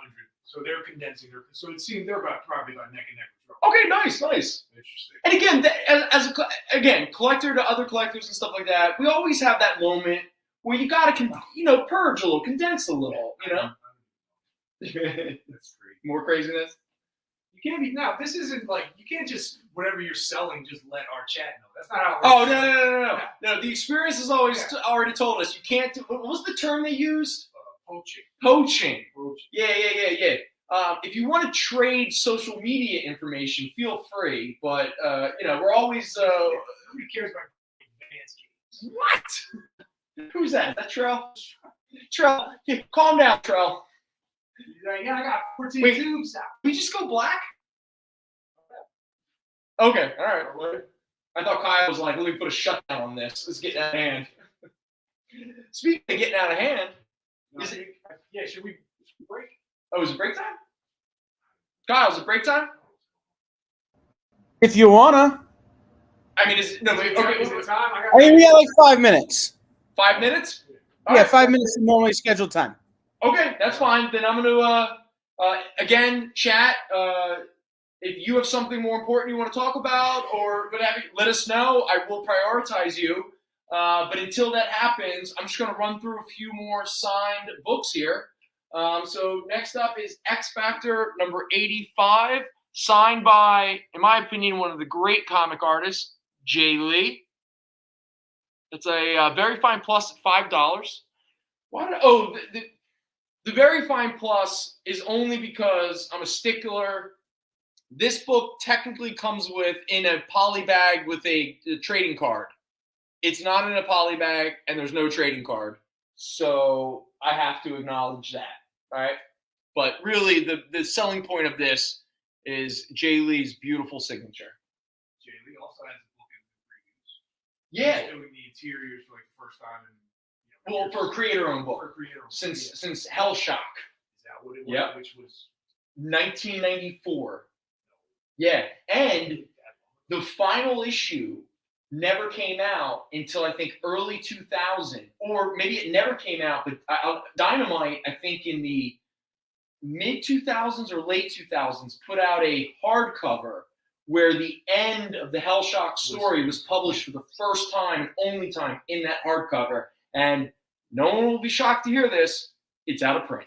But who knows? Maybe a certain viewer of our show who pops in and out sometimes, maybe they have a couple copies hanging out in a garage or a basement. Everybody remember to hit the like and subscribe and thumbs up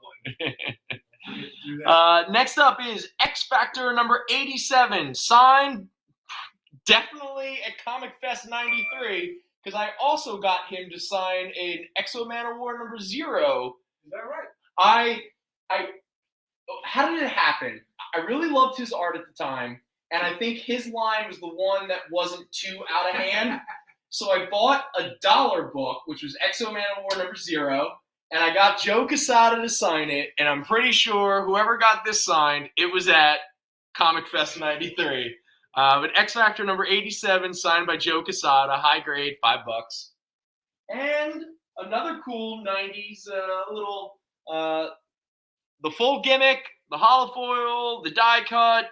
This is the issue where Azrael officially takes over as Batman, and he defeats Bane. This is Batman 500, high grade, $6, signed by the artist Mike Manley. But in terms of synchronicity, this cover was illustrated by Joe Quesada. He's an artist that I really like his art. Like, what's that? No, Joe Quesada. There's something about, especially his 90s stuff. Like, once he started to just go straight to digital, like, there's a little more of a cartoonish thing that I'm not as. But it's kind of like how I love early Chris Picciolo, but his more recent stuff is a little bit more cartoonish. Yeah, see, I like that. Oh, you do? Okay, no. I like his early stuff, but I like the Wolverine X-Men stuff. Yeah. I like that kind of style. I thought it fit that book. No, right. Whenever I think of Chris Picciolo, it's that shade the changing man stuff. And it's you know what it is? It was during a period where they weren't at the height of their powers quite yet, so there was a rough looseness to some of their art that they got a lot tighter and a little, and that tightness. John Romita Jr. did the same thing. Where like half the reason, that's I guess why I keep calling them transitional art periods, because like that late 80s Daredevil stuff was, Romita was kind of moving away from just not aping, but doing his father. He was fine. Yeah, it was getting a little rougher and looser, but it was before when he started doing like Straczynski era Spider-Man, where it was super tight. You know, like really tight. And then he gets. Suddenly they have like super thin ankles. He just it was like a moment in time he kind of hit the glass ceiling. Mm-hmm. And I love him. And again, no shade. He's an amazing artist. I'm just talking about a personal preference. It didn't really progress past that. Mm-hmm. For lack of a better. Yeah. But there's just something about like I even bought and no offense to Jimmy Palmiotti and Joe Quesada, but I even bought Ash comics that, I gotta be honest, I'm sorry, were not the most well-written, even when you got Mark Waid to write it. But I loved your art. I just being for real, you know. All right, I guess on that point, Kyle, let's just do the break, and then when we come back, we'll just kind of run through and have some fun.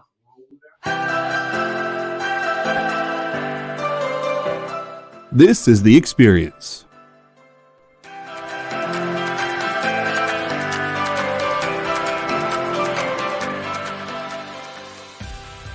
Good afternoon, everybody. Hey there, hi there, oh there. You're as welcome as can be. Hi, I'm Nancy McCann. Welcome to Friday Night Live on The Experience. Welcome, everybody, to Fat Jack's Comicrypt. Brendan, Al, Jason, hanging out. There I am. Welcome back to Kicking It with Henry, folks. I am your host, Henry Copeland. It's great to be here with you guys. So we are going to talk about books that are in stores this week. Hi, everybody, and welcome to Mishmash. Hello, and welcome to the Black Comics Universe, presented by Peep Game Comics. And you gotta love it that the first people in a minute to skim it are creators. Up, everybody, welcome to another Wednesday Warriors. My name is Joey Galvez, and this is my pal Ambrosia. Hey, everybody. Welcome to Space Cadet. Hey. What's up? Welcome, everyone, for another episode of I Must Ask You a Question. Hi, everybody. Welcome to Nerd News Now. Hey, this is Rex. Welcome to Comic Collectibles. Hey, hello, all you happy people. Welcome to the Dan Wickline Show. Hi, everybody, and welcome. This is the crazy show that we do on Thursdays called What's in the Box? What's in the Box? Comic culture and sales.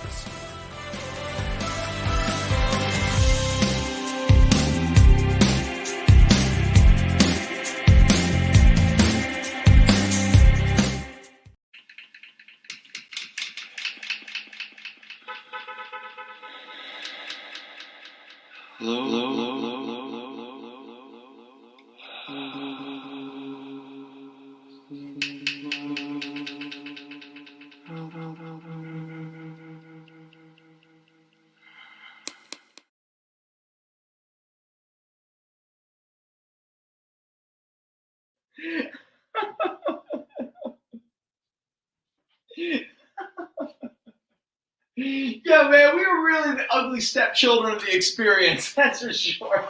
Did we really get cut out of that promo? Oh, no. No, you're just second, and you had walked away. So we're in there still, right? Oh, damn it. Yeah, you're just second, and you weren't standing there. Yeah, we got cut out. No, you're just second, and you walked away. Hello, everybody. Welcome back to Fat Jack's Comicrypt, whatever the heck this is. Yeah, I said heck. Gosh darn it. Gosh darn it. Melon Farmer. Anyone who's still hanging out with us, thank you so much. We really appreciate your time, your attention, all that kind of good fun. Again, if you have any questions about anything that's up here, we will obviously prioritize you and your inquiries. Until then, we're just going to sort of meander around with the books that we have up here and everything. So real quick, let's finish off the signed books that we have. And I'm pretty sure all of these are signed by Mark Waid. This is Flash number 0 from the 0 Hour event back in 1994. This is obviously signed by Mark Waid, but not just that, but Mark Waid, the artist, drew a little Flash lightning bolt. So that's a high-grade copy at $5. We also have 2 Legion series, also by Mark Waid. This is Legionnaires number 18, part of the 0 Hour event, signed by Mark Waid, high grade, $5. And then Legion of Superheroes, End of an Era, the real conclusion. Not only do you get Mark Waid's signature, but you also get Tom McCraw. That's Legion of Superheroes 61, high grade, $5. And so that is, I believe, all of our signed books. Cool. Oh, that's not actually true. We do have a grab bag of 1, 2, 3, 4, 5, 6, 7, 8 comic books from the obviously now defunct Lightning Comics. In fact, I'm pretty sure we gave away that issue as a store show variant. Yeah, I'm pretty sure that was probably during our 90s gimmick show where we probably gave away, Purg, Judgment Day, but it's okay because you can get 8 comics signed for only $3. $3. Whole pack for $3. Yeah, in fact, if no one buys it, that'll probably just end up being more store show variants we give away in the future. Already signed. What are we doing? Mr. Lime, what'd you think of Rogues? Did you read Rogues this week? No, I haven't. Is it good? He says picking it up. Oh, I heard it's like they're doing like a neo-noir. It looked cool. It looked cool. I honestly just haven't had the chance. I read Shang-Chi. Okay. With the magazine stuff, I kind of wait.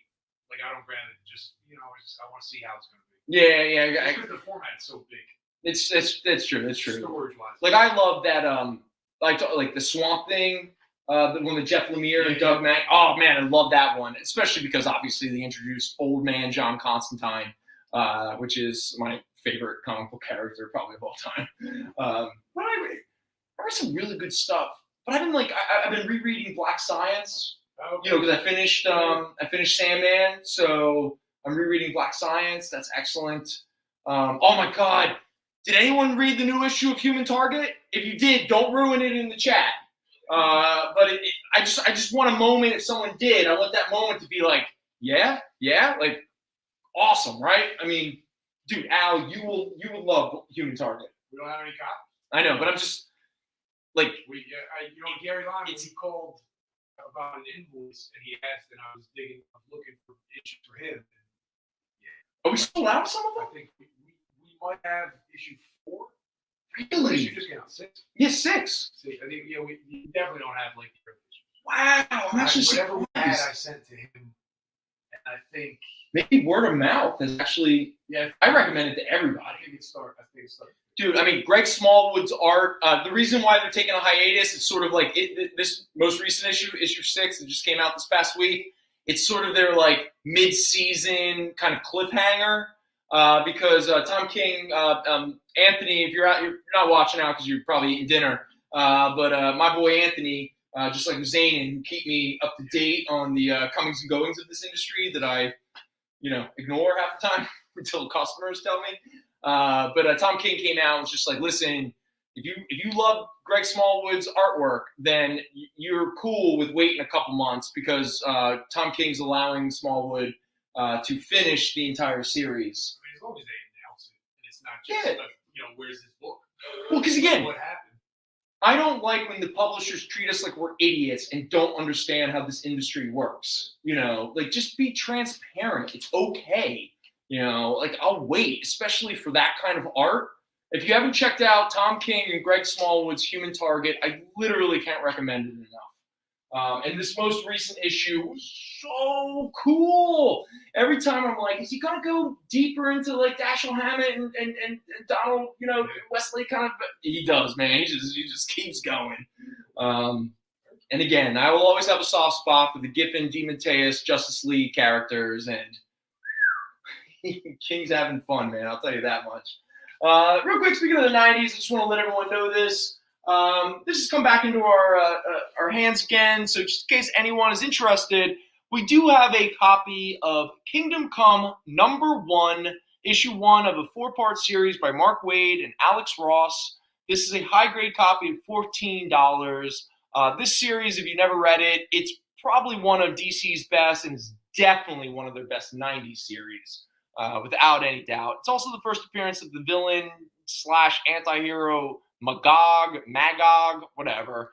And if you do claim and purchase this issue, we will give you the Kingdom Come preview that was released a couple months prior to the series for free. So just letting everyone know we have this Kingdom Come #1 high grade, $14, and you'll also get the Kingdom Come preview with all of Alex Ross's concept sketches and his little notes and stuff like that about different characters and different interpretations of those characters. All right. Real quick. Yes. To Mr. D&D, this is Wolverine Pop number 5, but it's a bobblehead, so it's not technically Pop. Is that? It's okay. Real quick. It's not here. All right, yeah, I'm gonna show it. Now, this is something that, like, for anyone who's big into pops, I actually would like for you to explain this to me. I'm pretty sure this is not the original Wolverine Pop figure. This is when they Funko started doing the bobbleheads. Hey, stop what you're doing. All Marvel Funko Pops are bobbleheads. Oh, really? Kyle just put it in. Nobody else is a bobblehead except for Marvel. So is this the original? So because just so we're clear, the original is Spider-Man, Iron Man, Wolverine, Captain America, Red Skull, Hulk, and the Thing. Like, you're right. These are all bobbleheads. All the Marvels are bobbleheads. Wow. Yeah, man, there you go. Oh, wow. Your story checks out, Kyle. Man, we're, again, not very good at this. Okay, so... Hey, Tom. Come on, Tom. Wait, so what is the date of it? Oh, this is 2011. That's got to be That's like an... It's got to be. Right, like, out of curiosity, Funko Pop started in 99, 2000? It blew my mind. Someone told me one thing. You think? Well, I know that one of the most valuable Pop figures of all time is the double pack of Tupac and Notorious B.I.G. Really? Oh, yeah. That was fairly recently, too. No, dude. Again, we've worked here way too long. It's all blending together. Oh, no. We had a Tupac Pop on the show. Like, it came. It was, okay. I remember it was sitting over. That's one thing. Okay. No, yeah, it was a double pack of the two of them. I think it's Tupac in his Changes era, like, outfit. Like, it's the black, like, vest. And Biggie, I think, is wearing the white suit with the cane, I think. And it's like a $300, like, it's very cool. Yeah, I think Trell one time cried about not purchasing it when he should have because he thought it was too cool for Tupac and Biggie. I mean, that sounds like a Trell thing. Honestly, the Pops are a little too cute for certain characters. Oh, hold the barcode. Okay. Oh, I'm sorry. We actually put the price sticker over top of the barcode. Yeah, sorry. It happens. There are two that are basically identical. One from 2011 that's worth like $150, and one from 2013 that's worth like $12. All right, this is the $150 one. No, it can't be. This has got to be the 2013 No, one. because Tom priced this at $100, so he was just pricing it a little under. So yeah. I mean, because it says copyright 20. Can we pick that sticker off? I'll pick the sticker off. See if we can do it. I'm pretty sure I'm going to go with. Oh no, the original has a brown top. Oh, then we're good. No, we're good. That's the 2013 one. That's actually $2 less than was quoted.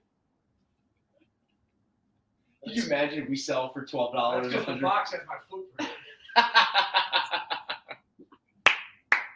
Yeah, it's a bottle. It's got to be, yeah. So So thank you to Mr. D&D. Thank you. Stopped production, so there are some Marvel Pops without bottles. Okay, all right. And so those would be the more unique and rare ones. Those are probably earlier ones. Because at some point, Marvel and Funko decided that Marvel figures would only be bobbleheads. That makes sense. Okay, all right. Thank you very much. As I've always said, we learn more from the chat than the chat probably learns from us. And so, thank you. Hey, no, you don't have to apologize. This is what this show does. Yes. You got distracted? I don't know what I was doing with these. Oh, he was asking about the Storm Pops. Okay. The Storm Pops are not original Pops. We have 3 different ones. Yeah. And those are Okay, so this is the more valuable one. This is the Storm with the white costume. She is 1999. All right. So from all of my and that was when they were doing the ages 3+. That's how I can tell that some of these are really old because they're 3+ before they decided it. So even this Wolverine is a 3+. until they started to make them 14 plus. These are all just big jokes. Yeah, something must have happened. I hope no one got hurt. That's for sure. But then we have the Hot Topic exclusive, the Black Costume Storm, and that is only $14.99. And then we have one of the greatest costume design changes of all time, Mohawk Storm. Yeah, she's cool. Now she's only $9.99. Yeah. So. Mr. D&D, these are priced as whatever the price is, that's what they go for. That's what we're selling them for. This is what we're selling them for. So if we happen to price one off and it's $100 pop, if it's 15, it's 15, man. That's just what it is. Did something come up? Did we overprice something? Or he says he'll take one, but not the price. It might be a bit more. But I don't. Oh, we overpriced it? Yeah. You know what? You got to be a little more specific. I'm sorry. You're new to the show. Yeah. I just need to know exactly which figures you're talking about. I'm sorry, man. Yeah. No. Please. This is like we're trying to like. There's a delay. The white one is more valuable. Yeah, the white one's 20, and the black one is 15. Because the black one is a hot topic.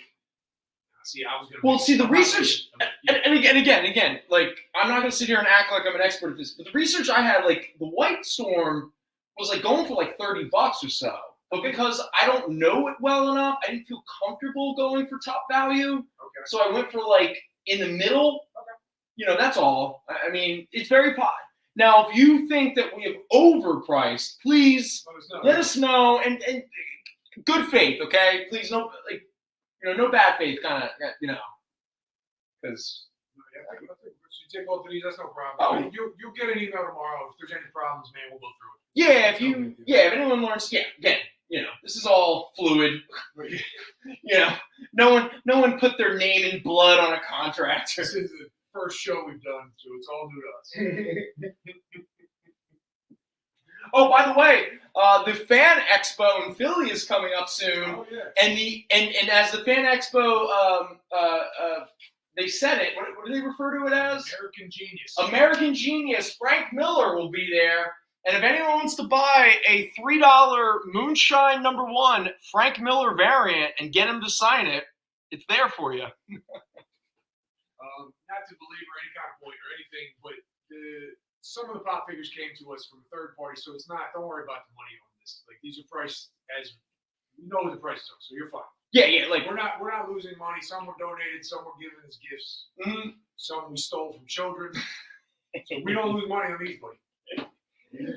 No, but again, like if you feel we're selling too cheaply, well, then you benefit. Thank you. It's the same if you feel we're asking too much, I would like to know that. I'd be curious. I'm open to new information, especially talking about things that I'm not as familiar with. The pops came to us, like I said, it's not something we normally deal with, so it's all kind of new. Oh, the Moonshine. All right. Gary. Is that Gary? Because I saw John. They fell in a pop truck. Well, as that random guy was shooting up in his neck off of the he accidentally lost his duffel bag of pop figures. Septa better really get in on that cleaning process before everyone starts to come back to work. When you get the dope lean, they just fall out. Oh, dude. All the pops just fall out. Dude, man, that dope lean is legit. Like, you ever see the time where it's like they're like so sideways or like so that you watch and you go, how have you not fallen over? Like, it's magical almost. If it wasn't so sad, it would be impressive. It's sad until you push him, and then it's funny. No, it's not. Gallows humor. Funny Yeah, no, it's not funny at all. We're not mocking. Trust me. Straight up, Wayne's telling me there's like straight up videos of just people walking down the street in Kensington, like on YouTube. They just videotape it to see how it's. Like, that's gross. It's wild. We shouldn't be creating entertainment out of other people's pain and illness and things of that nature. It's like, why? No offense, unless you're like a 13-year-old idiot, no one should have ever enjoyed bum fights. Okay, that was.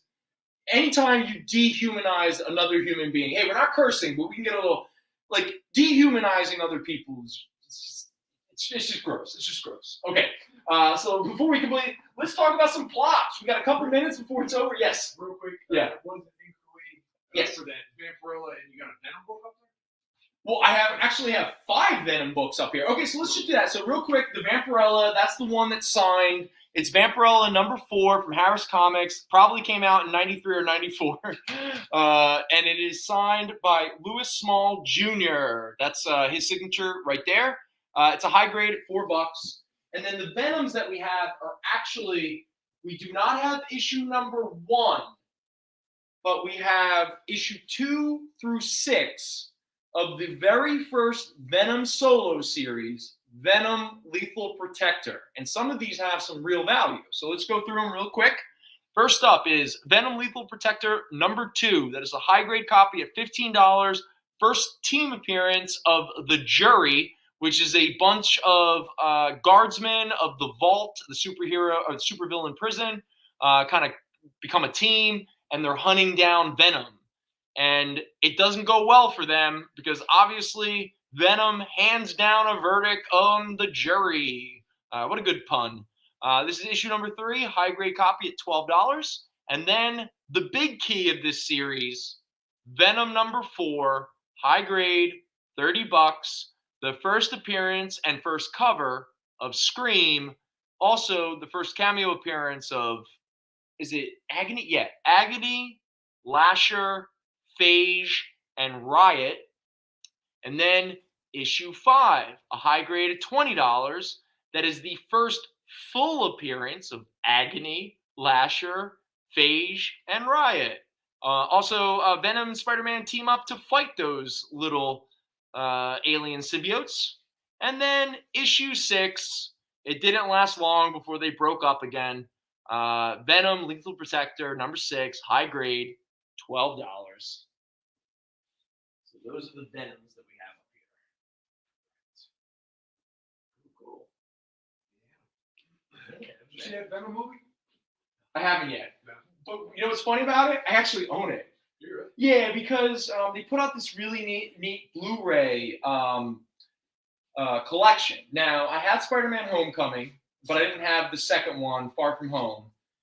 But the one that I really wanted was Into the Spider-Verse, because it's maybe one of, if not the greatest comic book movie of all time. That's the one that just came out. That's the new one. The animated one, Into the Spider-Verse, the animated one, with Miles and all that kind of stuff. Yeah.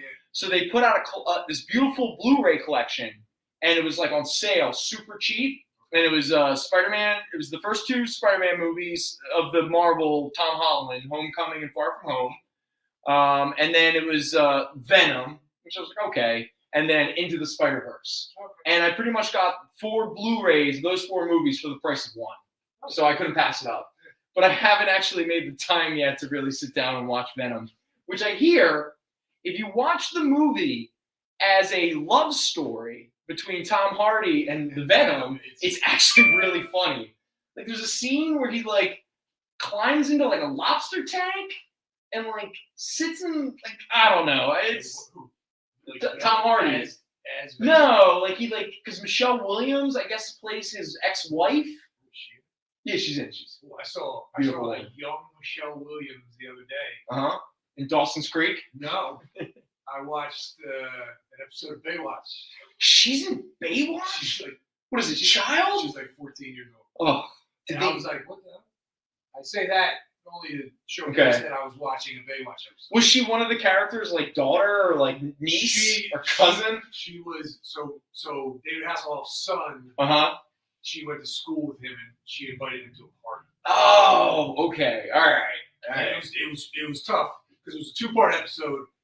And then he was on an airplane, and the plane crashed in the ocean. And you know what? Honestly, the party wasn't mentioned again. But the whole time, I'm like, oh man, I'm not gonna get to go to that party with Michelle Williams. Anyway, speaking of which, I think this came up before, and I haven't seen any Captain America movies. But one of the most depressing movies we've ever watched was Blue Valentine with Ryan Gosling and Michelle Williams. Yeah, we did talk about that. Yeah. She's amazing. No, she's great. No, she's an exceptional actor. Because like I I was one of those goofy weirdos who used to go to Dawson Creek parties in college because I was the only boy there. They would just watch Dawson's Creek. Oh, it would just be me and a bunch of like girls just watching Dawson's Creek, and it was beneficial to my social life. Let me tell you that. But we got in a big habit of referring to Michelle Williams as Ducky, and we were really anti-Ducky because she was stealing Dawson from our girl Katie. Yeah. Michelle Williams, Ducky, which I think was a reference to the John Cryer Ducky character from 16 Candles. Yeah. So we were like, oh, she's the Ducky of the, even though she was the hot new girl who was stealing the main protagonist. So I don't know what made her Ducky, but I think some girl said it, and we all laughed, and we all got the reference. And I see that kid.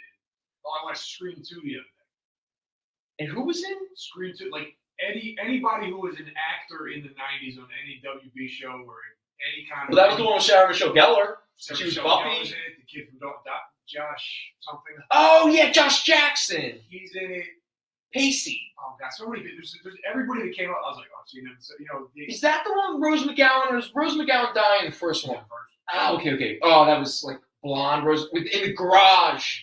She gets squished. Yeah, and they really make it a point as she's dying to really push out her breasts and that small. Yeah. That was Yeah. We have some issues with sex and women in this country. I'm sorry, you guys haven't seen Scream. We just ruined it for you. Yeah. Is someone saying something in the Kyle, he's spoiling Scream. Got it. Didn't a new Scream movie just come out? Yeah, with all the original cast. Yeah. It's sort of like not a retcon, but they're like adults. It's the reboot. Yeah. And why do kids answer phones? Like, doesn't the whole movie fall apart nowadays? Because the first Scream was legitimate. No, the first movie. No, it's a great movie. Like, the second one, it was okay. It's not. And didn't the fourth or the fifth one, wasn't that the deconstructing, parodying one? You know what? I've never seen past two. Okay, all right, I did. In fact, I'm pretty sure James, Silent Bob show up in one, and that was the moment where I was like, this franchise is over. It's just done. I was going through the Leprechaun film, and I think whatever streaming service I have, they don't have the third one. So I said, let me start on Scream movies, and I got to the second one, and I lost it. You know, it's funny. I don't even think it was that long ago. It was definitely within the past calendar year. I definitely rewatched the first Scream, and I was like, this movie is actually, like, it holds up. It's as good as I remember it. It's very good. And again, if you're of a different generation, you weren't around at the time, its cultural impact was legit. Like, that was a very particular moment. It's the same way that The Matrix is just parodied now. Yeah. But when it came out, it was something that was unique. Yeah, it was extremely unique, and it was like, in fact, if you want to see like an early hybrid of that, Wes Craven's Next Nightmare, New Nightmare. Oh, the Freddy. The Freddy. That is like deconstructing meta satire parody. It's the original. Because it's Heather Langenkamp. Yeah, and they're all they play themselves. Robert Englund plays their movie, but then Freddy becomes real through the movie. Okay, so I guess we're at the end. Freddy's a jerk. So what we're going to do is we are going to give away our Aftershock Ambassador exclusive variant of Chicken Devil #1. All right.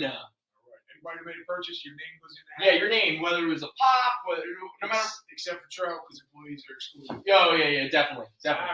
All right, so we got. All right, let me root around a little bit. I'm going to go with this one, and it is Rose. There you go. Is it is, yeah. Shayna? It's Rose, yeah. Shayna. All right, cool beans. Shayna Rose. Actually, I think she's going to actually like this book. That book is twisted and weird as heck. She likes weird stuff. Yeah. And I just want to point out to everybody watching, we came in under Gary Lyme's +3. And what was the +3? For us, for Fantasy. Oh, nice. He had a nice little over-under going in the chat. And so what did we get to? And I don't think we did 2. We hit 2. And what was it? You just hit 1. Counting. I can't think. What was the one I said? I can't even think, but I was like, oh, that's 1. Oh, shoot. You should have said it in the moment. It was nothing past the poopy word. I think we've done well. We did a hell of a good job. Yeah. We can actually be adults. Who would have thunk it? Well, on that note, thank you everyone for hanging out with us. We'll be back here next week. If you're curious and you want to see what we do this whole night, on the Fat Jack's Comicrypt Facebook page, we start at 4:30 on Sundays and we go until about 5:45-ish. And then we're back here on the Experience from 6 to 8. So anyone who wants to hang out with us on a Sunday night for almost 4 hours, feel free, you know. Yeah, that's, I mean, yeah. I mean, we're fun. Mr. Line, what's the prize? What do we get for coming in under? So 2, I mean, that's like dinner next time. I don't think about it. Let us know. Because I wear a large hoodie. Because the other thing we have to talk about, and I forgot to do this when Lord Howard Hertz was on, but a gauntlet, the glove was thrown down last week. So we need to get the chat in. So Lord Howard Hertz and Robot Marshall are going to do a cover-off where we are going to draw and color a store show variant, but we need the chat to decide what character they are going to compete. So next week, we'll think about this. Think about this, anyone watching. Next week, we're going to try to get the chat to vote on a character. Okay, so and then we're going to need options. Yeah, we'll need some options, and then we'll do some voting. Anybody interested, you can email us or Instagram. Hit us on the Instagram or anything, or we'll talk next week on the local show and the Experience. And as always, thank you everybody for hanging out with us. Have a wonderful week. Take care of yourself. Spread more love than hate, people. Peace.